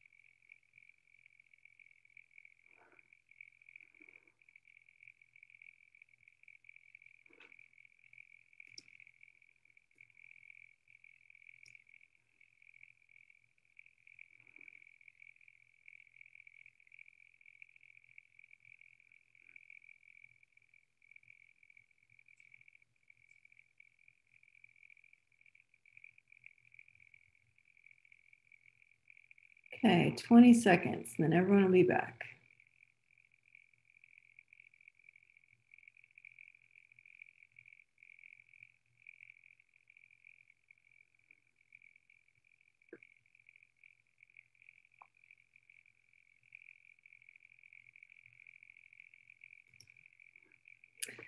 Okay, welcome back, everyone. It looks like a couple of those groups needed maybe a little more time.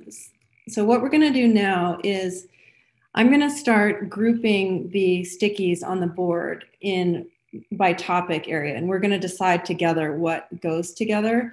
If you are from one of those groups that still hasn't moved your first two ideas down to the board, you can go ahead and do that.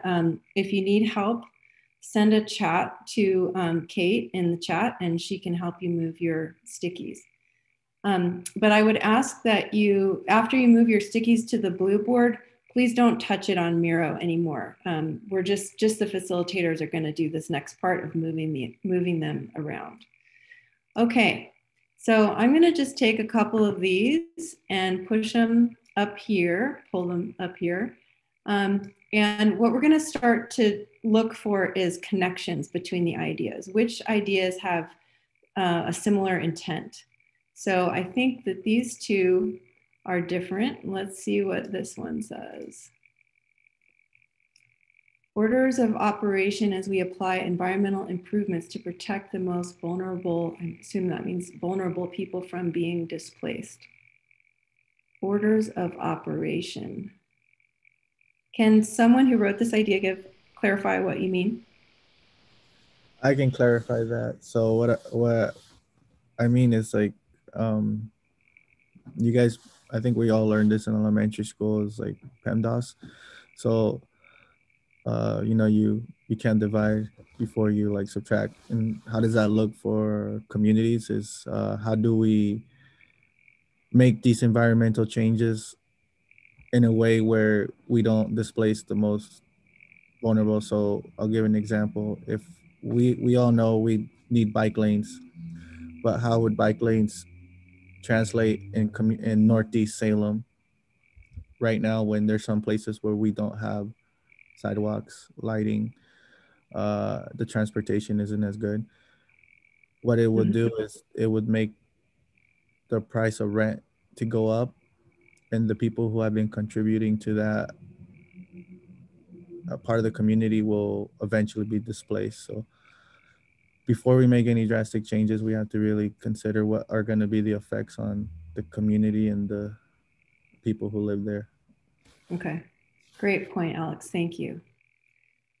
Okay, so do you think that so far that idea about protecting most vulnerable and understanding the multifactorial effects of actions, does that relate to accessible housing and or clean and expanded transit services?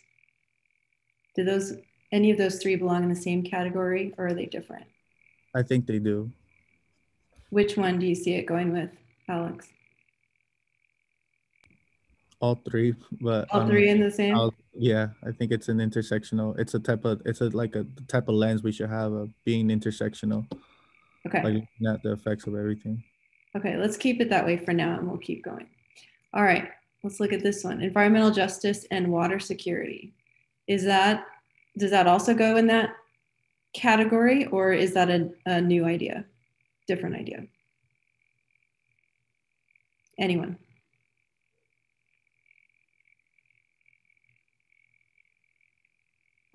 It seems to me those are two separate ideas in one level. Environmental justice is one thing, and water security is another thing. And I think what, if I can speak for some of the people in our group, the concern was that in areas where this was not our slide, in areas, or sticky, in areas where there is not environmental justice, there's also a problem with water security, and water security is part part of environmental justice. I guess that's what I would say. Mm-hmm.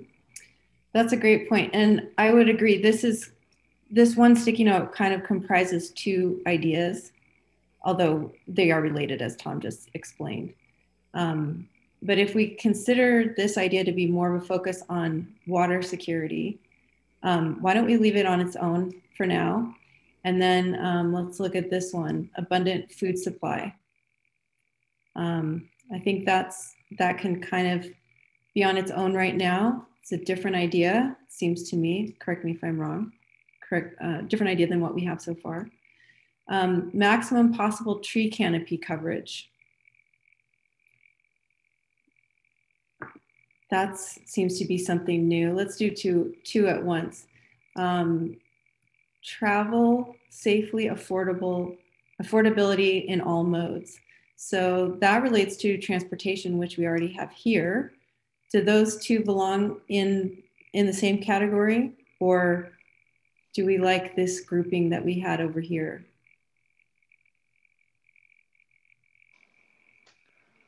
I think the two transportation ones should be together. Yeah, I agree. I agree. Okay. Me too. Okay, let's put those together. Let's bring up two more. We've got green space available to everyone and equitably distributed, including maximum tree canopy and trails. And then we've got comprehensive coverage frequency of public transit. So this is another transit one. This probably goes here in this category, correct? People agree? Okay. And then green space, that probably goes with tree canopy. People agree with that? Oops. Well, I agree, but I think there's two ideas there again. Green space, equally accessible to all, that's an environmental justice issue. That's a distribution issue that, you know, the parks are not all completely, but a lot of our parks are in the higher end area of towns. Mm-hmm. Let's keep going on a couple more of these, and then I may have a suggestion for how we address equity in all of these strategies. So here we have residential solar power and ensure food accessibility throughout the city. So here's food. We've got two about food. Do we have anything else that goes with residential solar power yet? I don't think so. Let's keep it on its own. Clean water accessible to all and robust incentive program for energy efficiency. I think you can move the robust incentive program up with the residential solar power. Okay. And clean water. This one also mentions water security, which is different than water quality. Do those belong together, do you think, or are they different? Well, there's the environmental justice and water security seems to, that's, you know, water is the focus there. It seems to me that might go there. Mm-hmm. Yeah, when we originally wrote that one, we had to condense down on words, but the suggestion that was given from our group was water security, both in terms of quality and quantity. So I think those match well. Okay, perfect. Okay, then we have encourage innovation in community-wide education to support initiatives. And we have daily year-round farmers market throughout the city. So farmers market might go with these. Does everyone feel okay with that? Food. And then community-wide education, is that kind of like a thinking about community, involving the community in the climate? Yeah, I think that's a separate process. One that we don't have yet. Yeah, that we do not have, that I would put separately. Okay, let's put it over here for now. Okay, we're almost done with this first round. This one says energy is based on 100% renewable and highly efficient, etc. Move that up. Over here? Yep. Okay. And here we have vulnerable communities, appropriate housing, transportation, technology. So that's kind of, this goes with what Alex said first, I think, right? Kind of making sure that we're keeping vulnerable communities in mind as we're deciding on strategies. Okay. And then this last one from Leslie. Looks like I can't grab it from you, Leslie. Can you click somewhere else on the board maybe? And then I can get it. Yes, let me just get back into, I wondered why my name was showing. I'll go back into Miro and see what I, okay. Here we go. They wrote transportation, electric vehicles and mass transit, fleet and infrastructure, walking, biking, and biking encouraged. Does that go in our transportation category? Okay. And that is here. Okay. So what we're going to do now is just start to organize these under a random icon. And don't worry about what the icon is. It doesn't really matter. It's just an organizing principle. So,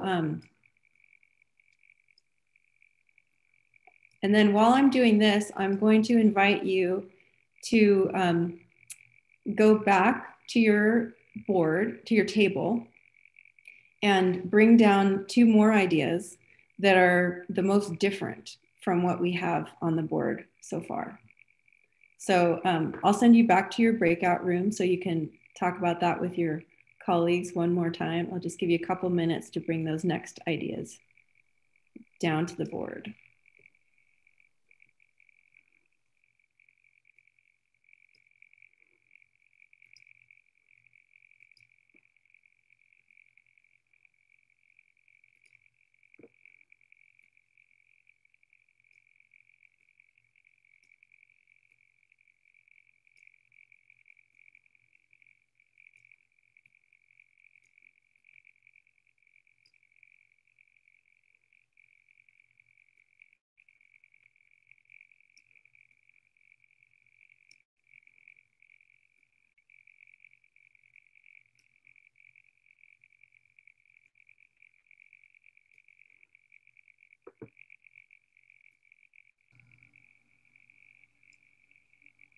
Are we supposed to be seeing our groups now? This is Alan. Yes, hi Alan. You should have seen a button pop up to join a breakout room, but I can, oh, maybe it didn't work for some reason. I'll assign you. Do you happen to remember which one you were in before? I was in group 4. Okay, I'll send you back to group 4.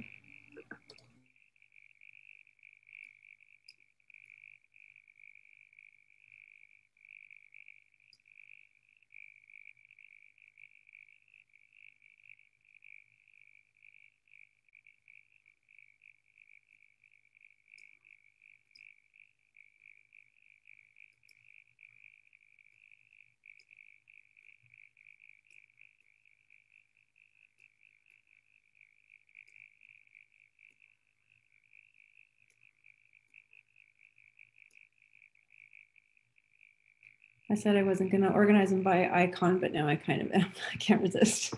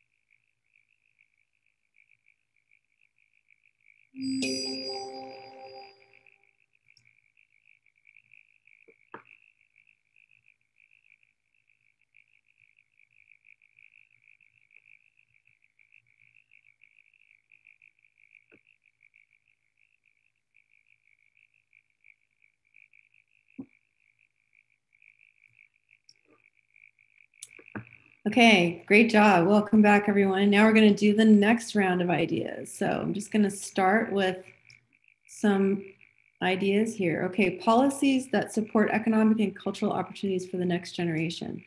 Does that go with, no, keep in mind, we haven't named these categories yet, and we will name them in a few minutes. But right now we're just organizing them next to an icon. But does this idea go with a category that we have so far related to economic and cultural opportunities, or is that new? I think it's new. Yeah. Agree? Okay. Well, it kind of goes with that encourage innovation all the way on the far right. Community-wide education support initiatives, maybe? Oh yeah, kind of goes with encourage innovation and community-wide education to support initiatives. Well, I don't know if this is from our group because I didn't write it, but we had one that is very similar to that. So if this wasn't us, Julie, let's keep it in, Julie's our scribe, let's keep it in a separate one because we may be adding some more areas. This was ours, Tom. Okay, it was ours. It was yours, okay. So Tom, you're saying that you think it should be separate. Your intention was that it was a little different. Okay, we'll keep it separate for now. City collaboration for green careers, industry and efficient buildings. Does that go in one of these two? Maybe the sailboat or the flower? So the one that's under the flower right now, this is Bonnie, we were in group one. We talked about, we kind of put a whole lot of ideas into that one thing because we were talking about collaboration between businesses and education to come up with innovative businesses and I lost my words there, sorry. But then it was also trying to educate the community because Tom pointed out that sometimes the community says that they want this, you know, these green livability things, but then when you say, let's do this, they're like, oh no. So that was kind of a combo. Okay, so it is kind of related to engaging the community, getting people on the same page. Is that what I'm hearing? Can I also make a pitch? It actually could go into multiple categories. One of the categories I think it could go into is energy. This is, to me, is one of the co-benefits of a highly energy efficient renewable. Is that we will be creating jobs. Yeah, great point. Let's put it in this this category for now, recognizing that a lot of these will have co-benefits, and that's good and that's okay.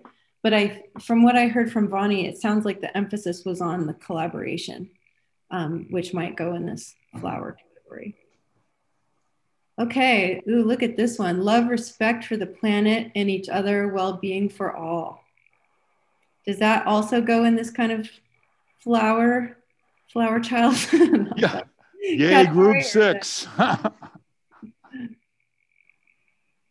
Yes, is that about community connection? Okay. Let's look at these two. Less polluting waste management practices and a shared vision by the public, business, and government of climate action. This shared vision one sounds like it goes over in the flower too. People agree? Once again, the first sentence of that is a different issue. Although I think what it takes into account is there are other entities at play, not just the city of Salem, that might need to be persuaded that the way we are getting rid of our waste is not energy efficient and also harmful in terms of pollution and what we're putting into the atmosphere. Okay. Well, this is Robert. This came out of our group, and this was not specific to waste management. This was more the shared vision of all the actions, responsibilities, individual, corporate, is broadly shared. So it's not really that specific to one action, but in this case, context of waste management. Okay, I think we're talking about both sticky notes. So Robert, this one that says shared vision by the public, business, and city government of climate action, do you agree that that goes in this kind of flower category? It's a flower thing, yeah. Okay. And then the waste management practices that Tom was just alluding to, is that a new category or does that belong with anything we already have? Our group believed that was a new category. We have one similar. Okay, great. Yeah, and we don't have anything about waste so far, so let's put it here. Okay, create a solution that is still affordable to live in the city and drive the price of new technology down.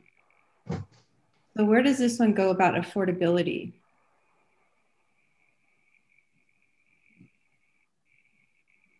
Does that relate to this fish category?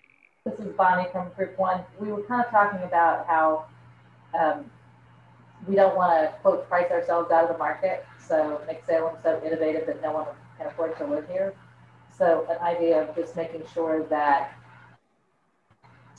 the concepts and things that we come up with aren't so expensive that the city's no longer affordable. Great idea. Would you say, Vani, that could go in the fish category, or does that go somewhere else? rest of group one? What do y'all think?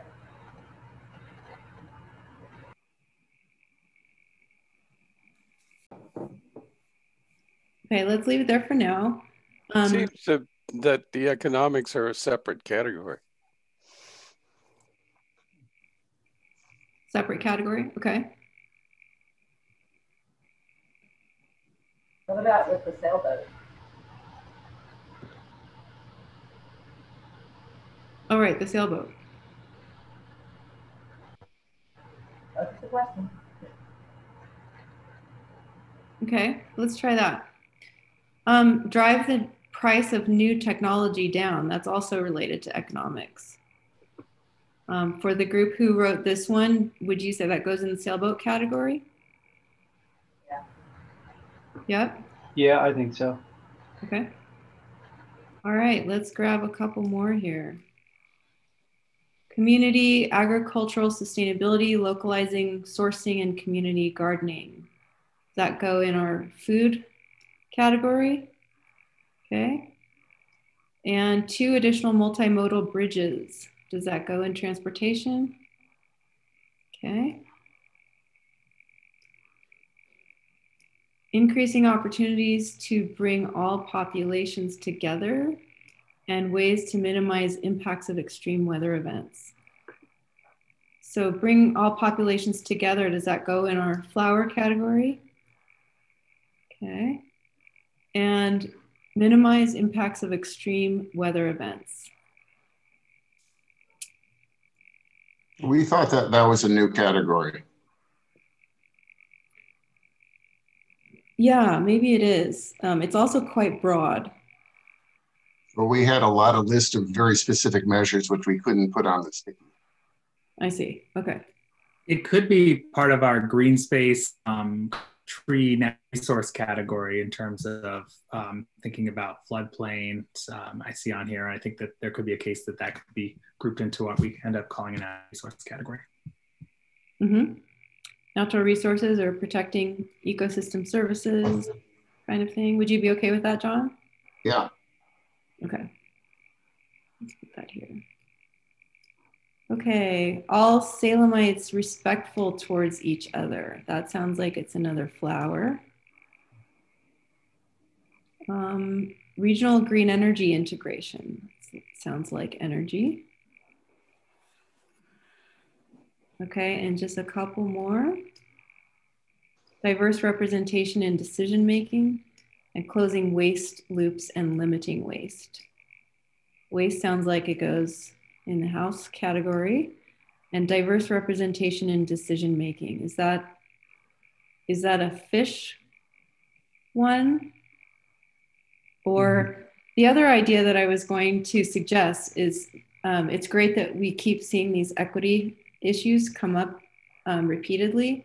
And if you like, we could create kind of an overarching category of addressing climate solutions through an equity lens. And we would have the intention behind that everything the city does, everything this plan calls for should be done through that kind of equity lens. So would people support that way of handling it? I certainly would, as speaking as the city councilor, because the last work session we talked about DEI, which now I know means diversity, equity, inclusion, as being sort of an overall lens that we need to look at things. Okay. And from the school district, we have to be focused on looking at everything through an equity lens. Okay, great. I would agree too. Okay, I'm going to ask Kate if you could create like a big long sticky note up here that relates to equity. And I think for now we'll put this in the fish category. Okay, last 2 for now. Food and material waste non-existent, composting, reuse of materials. That sounds like it goes in our waste category. And the last one is sustainability as the focus of building and housing construction, keeping in mind floodplains, earthquakes, accessibility, etc. So that has to do with both economic development and protecting residents, right? Does the group who suggested this one want to say where you think it might belong?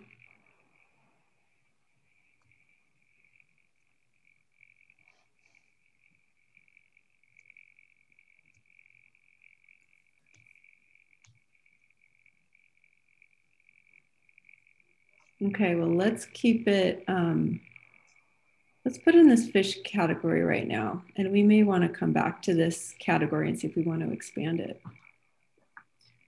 Okay, we are running a little short on time. So I think what I'm going to suggest, I think what I'm going to suggest is that we go ahead and name these categories. And then I will ask you to maybe at the close of the workshop, you can still have access to this Miro board. And we would ask you to bring the rest of your sticky notes down into the appropriate categories. So let's just take a couple of minutes here. And I'm just gonna like move one sticky note on, I think I'm going to do that, maybe I'm not. Can't grab those green ones. We want to name the category. So we basically want to replace those icons with names. And the name should be something that has, that describes one or two things that we want to see in a resilient Salem of 2050. So just as a reminder, our question was, what would a resilient Salem of 2050 be like? So it could be something like this lightning bolt could be clean, affordable energy. I don't want to put words in your mouth, but it could be something like that. So let's start with, actually this fish one is a little tricky. So let's start with the house one. What would be a good title for this category that speaks to waste, reducing waste? Would it be something like zero waste community?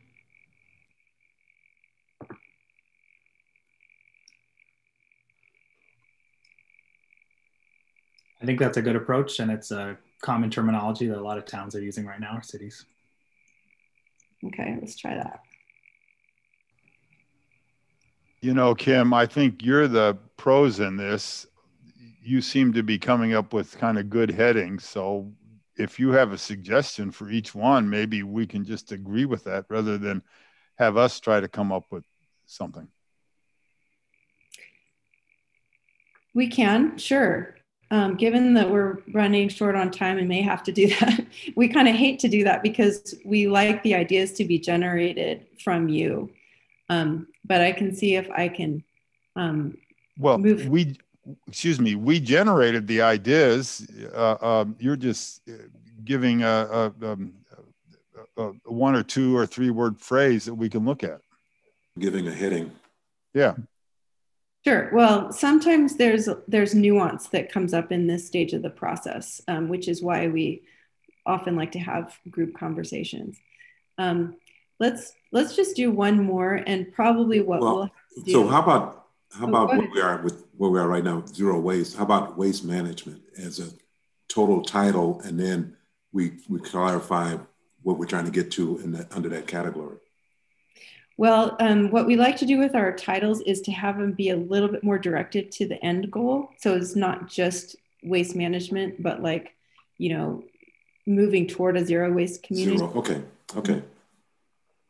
So Kim, I guess to Tom's point, I do also worry a little bit about us doing a person wordsmithing of just trying to get these right. And I wonder if there is a way to be where we could reflect on these more if you were to propose some samples, and if maybe like a Google form or something where we could put in our comments, or a spreadsheet where we could, or even using Miro again, just like a way that maybe we could react to some of these suggestions that you have versus us all trying to come up with them together, which I feel like could potentially be challenging because I think, like you said, there's a lot of nuances, and especially with some of the equity language that we want to make sure we get right. Mm-hmm. Okay, sure. Yeah, let's go ahead and do it that way. So we will kind of work on evolving it to the next level, and then we'll put some language in front of you all and ask for your feedback. Whether we do that, as you suggested, Dylan, through a Google Doc or a survey or other modes, we'll figure out how best to do it. But in the 12 minutes that we have left, I'm going to go ahead and turn it back over to Belina for some final reflection and thoughts about what we've done today. Great. Thanks everybody for going through that exercise and being flexible with the next steps. So just some questions that we have for you all, thinking about the few hours that we've spent together today. We wanted to ask you, what about this process excites you or concerns you? So as you think about things that we've learned today, thinking about our upcoming workshop in January for the vulnerabilities, what are you excited about either today, upcoming, and then what are some concerns? So as you take a little bit of time to think about that, go ahead and whoever feels ready to share, you can unmute yourself and share your thoughts about that. This is Tom. Oh, go ahead, Mark. Go ahead. Oh, I just have concerns about housing affordability. We have a lot of wonderful goals and strategies here, but many of them will have an impact on the cost of housing. Thank you, Mike. This is Nathan. I have a concern about the process that I've used this process extensively with real sticky notes, and in terms of facilitating group process and strategic planning. And there are often some of the best ideas are not included. And there's a tendency to try to wrap this in as though it was the voice of the audience, which is not always the case. So let me turn this into a question. How do we go about refining and adding to these ideas that have been brought forward? And how do we keep this from becoming the gospel of the group at this point in time? Yeah, that is a great question, Nathan. I can turn it over to Kim here in a minute, but part of the process is that everything is iterative. So we have these planning pillars and they're kind of our guideposts for what we're doing, but things aren't finished until, we publish the plan. So everything will be refined as we go. There's also the inputs that we'll gather from the community after each workshop and meeting with the city advisory group as well. So this is, great point about this not being the end all be all and kind of being the guiding gospel. It gives us the framework to move forward with and come up with ideas, but things will be refined over time. But that is a great point. Kim, anything you want to add or share there? No, I think you just said it so well, Belina. Yeah, it's not the end point, it's a beginning point, and it helps us organize the work for next steps. But all the way through, there's going to be lots of opportunities for input. We're also doing research consistently throughout the process, so we add and refine to the ideas as well as we go along. Thank you. I want to offer some encouraging words and some optimism here. First of all, thank you very much for the presentation. I thought it was extremely well organized and very helpful to us. And you folks obviously know what you're doing. The other word of optimism I have is we've got a very diverse group here. And I'm looking at you, Mike Erdman, and we had Mike and I were on another city task force that had diversity, and we were able to come to something, an acceptable result to everybody. And I'm encouraged by the stickies we've been putting up today, because it all seems, with certain minor exceptions, we're all trying to move in the same direction. So that's encouraging to me. Thank you, Tom. Thanks for bringing some hope into the process. Let's hear from one more person before I propose another question. Tiffany, would you like to share? Yeah, I just want to say thank you. Also, I agree with Tom, but I don't come to the table with a lot of like a lot of things to offer, I feel like, in this topic, and yet I feel so privileged to be here, and I've learned so much already. And it is an area of life that I have high concern for, but just haven't spent the time. And so I appreciate this time to to learn more, but also the implementation. And I am very connected, and I look forward to taking information and being able to share with the community and implement any of the strategies. So it's been a great diversion also from an empty cafe today for me. So thank you. Thank you very much, Tiffany. And we appreciate your involvement. So thanks for being here. Let me see, Vicky, would you like to share, and then we'll move to another question? Yes, thank you so much. This is Vicky from Mano a Mano. And I think that when we talk about climate action, we are seeing all this like interconnection, and we're seeing just so many things that need to be changed and need to be fixed. And I think that it can also feel very overwhelming just because we're all trying to like, voice our opinions and our needs for all of our communities. And I think that one of the things that keeps me hopeful is that we've been ignoring this for too long already. When you were talking about the presentation and everything that had already happened, and how, in a sense, we have made changes, but we're still not there. And it's urgent. Like what we need to do now, it's really urgent. And as we are doing this, we also need to be educating our community so they know what we're talking about and what surveys they need to answer and why they're answering that survey. I think there needs to be more promotion, and I understand that there are ways that you've done this where it's accessible in other languages, but still like that explanation and that information is not fully there. So maybe working on better ways to engage the audience and where they're at, and expanding their knowledge so they can contribute in a way that they feel heard. Thank you. Great. Thank you, Vicky. So our next question was going to be, what should we keep in mind moving forward? But I think Vicky gave a great kind of summary of what we need to keep in mind moving forward. So continuing to do meaningful outreach, making sure that groups who've been historically excluded are included in this process. We can bring more voices to the table. So we're going to keep that in mind moving forward. I'm going to do a quick screen share again to go over the next steps here. So let me get this set up. And I'm going to move on the Miro board down to our next steps. So everyone should have on your calendars that the next workshop, so that will be January 13th, same time, 9 a.m. to noon. As you've heard multiple times today, that focus will be on vulnerabilities. And directly following today's workshop, we're going to send you a link to an evaluation survey. So keep an eye in the Zoom chat. That should be headed your way now. It will also be in a follow-up email that we'll do. And we know we're sending you lots of materials and surveys, but this one will be important because we're asking for your feedback about how today's session went for you, for your experience, and if there's anything we can do to improve that for our next workshop, just keeping that flexible mindset of we want to make sure that everyone is able to contribute in a good way here. And then, with that survey, also more post-workshop activities, pre-workshop homework for next time. So just keep an eye on that email for all the Salem climate action planning resources. And then we just wanted to end with a really big thank you for spending a big chunk of your time with us today, a lot of your brain power and your heart power. So thank you all very much. And we're excited for our time together in January, and we'll be in touch. Kim, I'll turn it back to you if there's anything you would like to close with as well.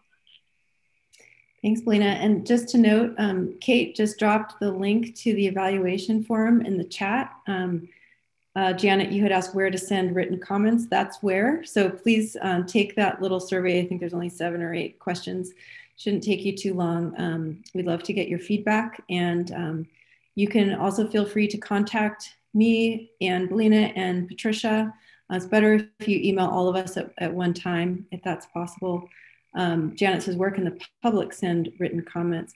They can send questions through the Q&A form on the website, or Kate just dropped the main email address up for this plan, salemcap@cityofsalem.net. But feel free to reach out if you have any other questions for any of us. Otherwise, we'll be in touch as we prepare for our next workshop in January. Thank you so much for your time. Thank you. Take care.